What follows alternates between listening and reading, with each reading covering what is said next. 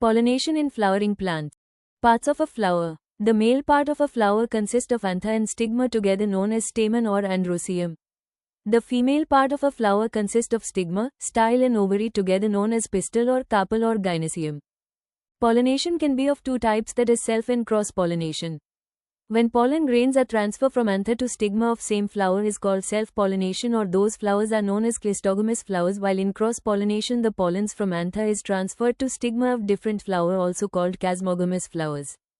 This is an animation of cross-pollination.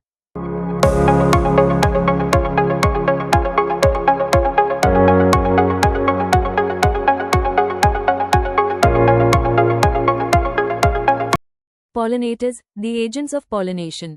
When wind is used as a pollinating agent is known as anemophily. Pollinators, the agents of pollination. When insects are used as a pollinating agent is known as entomophily. Follow for more.